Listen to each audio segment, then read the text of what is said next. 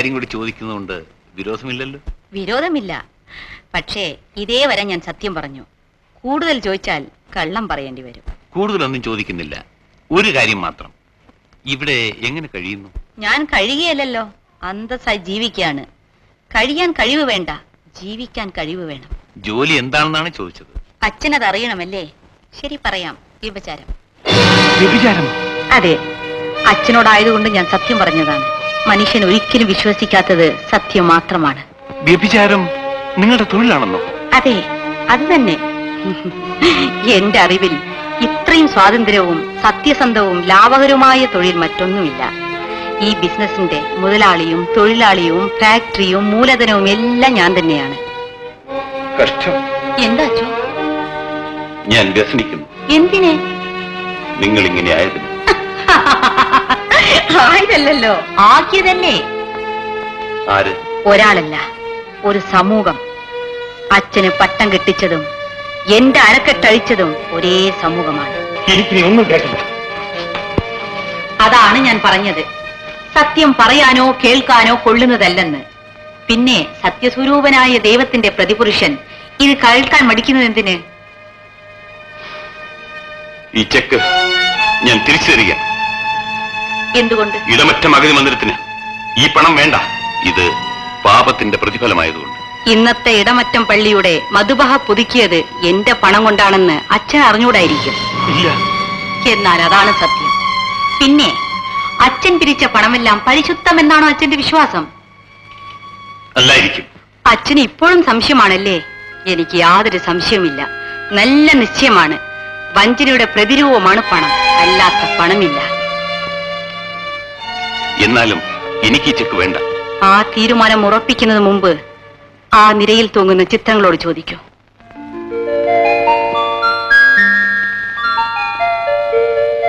ഒന്ന് ചാരിത്രം വിറ്റ് ജീവിച്ച മദല്ലാകാരി മറിയത്തിന്റെയും മറ്റൊന്ന് ചാരിത്രം രക്ഷിക്കാൻ വേണ്ടി മരിച്ച മറിയ ഗോരേത്തിയുടേതുമാണ്. രണ്ടുപേരും പുണ്യവതികളുമാണ്. അച്ഛൻ സ്വീകരിക്കുമെങ്കിൽ സ്വീകരിച്ചോളൂ.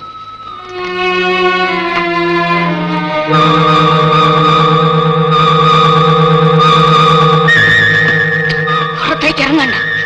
എന്താണ് കുഴപ്പം? എന്ത് കുഴപ്പം? വലിയ കുഴപ്പം. അടുത്ത കസ്റ്റമർ. കസ്റ്റമർ ചതിച്ചോ? ഭഗവാൻ, ഇങ്ങോട്ട് പോരൂ ഫാദർ, ഇങ്ങോട്ട് പോരൂ.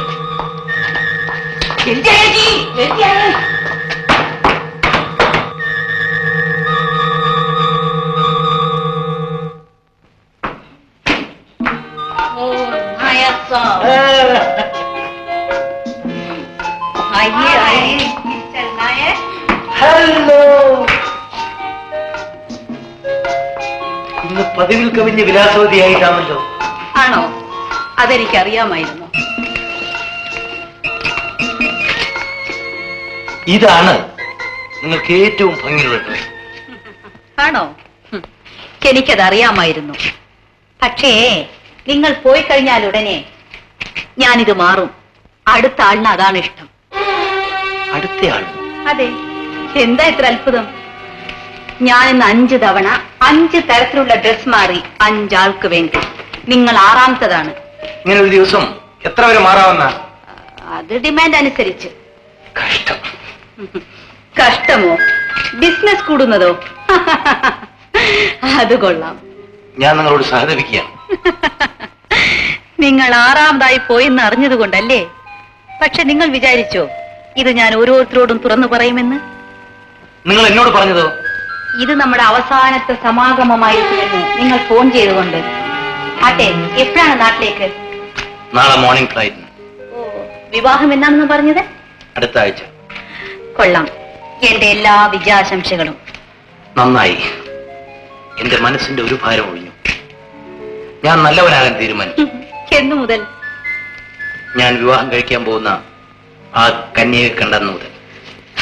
ആ സംഭവം എന്നായിരുന്നു? 3 മാസം മുമ്പ്. അതെന്റെ ജീവിതത്തിൽ ഒരു വഴിത്തിരിവായിരുന്നു. ആ തിരിവ് എങ്ങോട്ടായിരുന്നു? തെറ്റിൽ നിന്നും ശരിയിലേക്ക്. പക്ഷേ അതിനുശേഷം 11 തവണ നിങ്ങൾ എന്റെ കൂടെ കഴിഞ്ഞിട്ടുണ്ടല്ലോ. അത്താ, ലെഡ്ജർ. ലെഡ്ജർ? അതെ. എന്തിന്റെ ലെഡ്ജർ? എന്റെ ബിസിനസിന്റെ. വ്യഭിചാരത്തിന് ലെഡ്ജർ? ഷുവർ. എന്റെ ഫോളിയോ നമ്പർ എത്രയാണ്? 14,456. എന്റെ കർത്താവേ, 5000 വർഷങ്ങൾക്ക് മുമ്പ് ശ്രീകൃഷ്ണന്റെ ലെഡ്ജറിലെ ഫോലിയോ നമ്പർ 16,008 വരെയായിരുന്നു. എന്റെ അക്കൗണ്ടിൽ എന്ത് ബാലൻസ് വരും? പറയാം. അത്താ, 2 ഡബിൾ വിസ്കി. എനിക്ക് വേണ്ട. അഫ്കോഴ്സ്, പക്ഷേ ബിസിനസ്സിന് ഒരു മര്യാദയൊക്കെ ഇല്ലേ?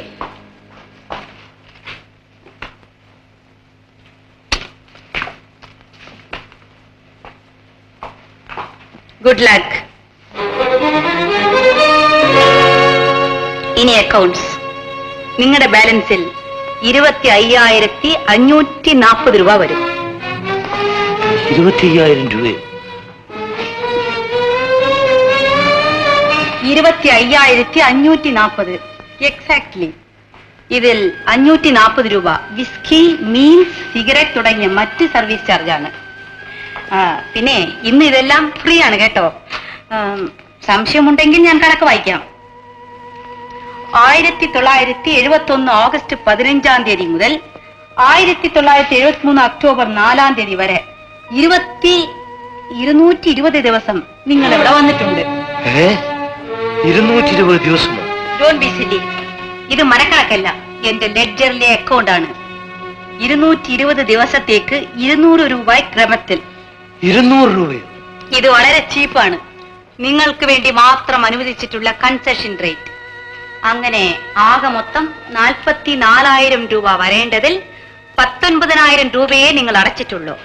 ബാക്കി 25,000 രൂപ പ്ലസ് സർവീസ് ചാർജ് 540 രൂപ. അത്തേ,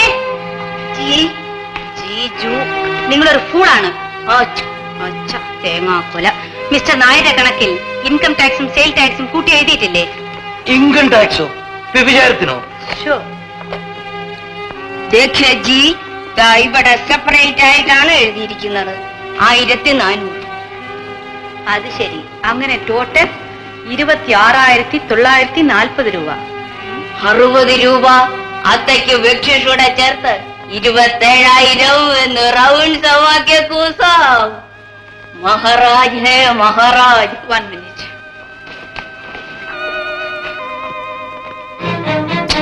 ഇവിടെ നോക്കൂ സർ, 3 ദിവസത്തെ നമ്മുടെ ആ പഴയ അക്കൗണ്ട്സിൽ ഒരു 50 റുപ്പീസ് ബാലൻസ് കിടക്കുന്നു.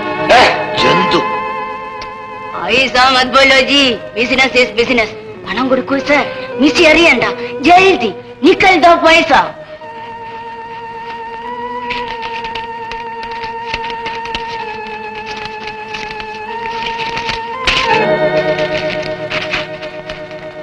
ശുക്രിയ.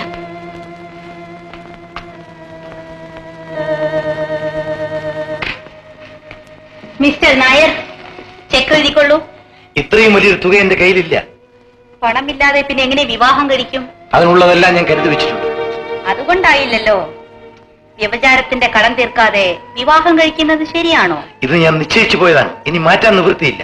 എന്നാൽ ഇത് ഞാനും നിശ്ചയിച്ചു പോയതാണ്. എന്റെ മുഴുവൻ അക്കൗണ്ട്സ് ക്ലിയർ ചെയ്യാതെ ഈ മുറിയിൽ നിന്നും പുറത്തു പോകാൻ സാധ്യമല്ല. മനസ്സില്ലെങ്കിലോ? അത്തേ, അറേഞ്ച് ദ ഷോ.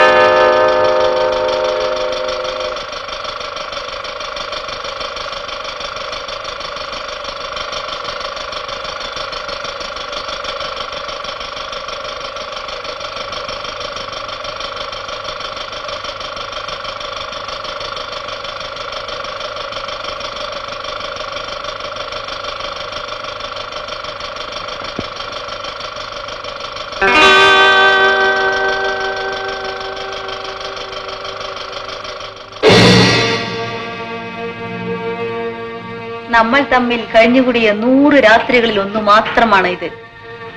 ഇനിയുമുണ്ട് തീരെ കാണാൻ കൊള്ളാത്തത്. ചെക്ക് എഴുതുന്നോ ഇല്ലയോ?